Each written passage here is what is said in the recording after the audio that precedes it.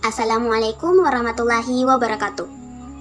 Perkenalkan kami dari kelompok 2 yang terdiri dari Elva Rasasmita, Aulia Sari, Samsurya Fabiola, Nufiza Putri, dan Fatnian Ruslan dalam rangka memenuhi tugas kelompok mata kuliah Sejarah Peradaban Islam yang diberikan oleh Bapak Dr. Idrus Latif, SPDI, MPD.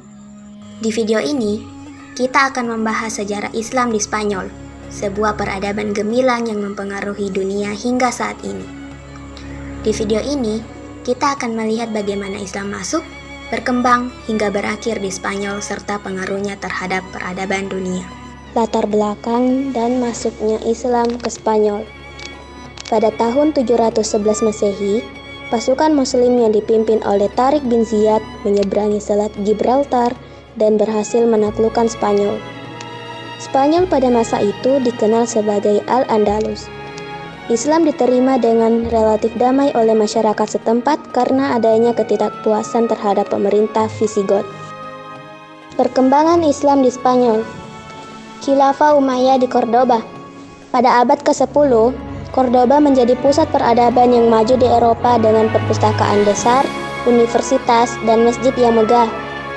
Ilmu pengetahuan dan teknologi berkembang pesat seperti kedokteran, astronomi, matematika, arsitektur, dan sastra. Adapun tokoh-tokoh pentingnya, yaitu Ibnu Rushd atau dikenal sebagai Averroes dalam filsafat, Ibnu Sina atau dikenal sebagai Avicenna dalam kedokteran, dan Al-Zahrawi sebagai pionir dalam pembedahan medis. Puncak kejayaan dan kontribusi Islam terhadap peradaban Barat. Masa keemasan Al-Andalus ditandai dengan kerukunan umat beragama. Muslim, Kristen, dan Yahudi hidup berdampingan. Kontribusi signifikan terhadap Eropa, khususnya dalam bidang sains, seni, dan budaya. Buku-buku ilmiah dari Al-Andalus diterjemahkan ke bahasa Latin dan menjadi dasar bagi Renaissance. Kemunduran dan keruntuhan Islam di Spanyol.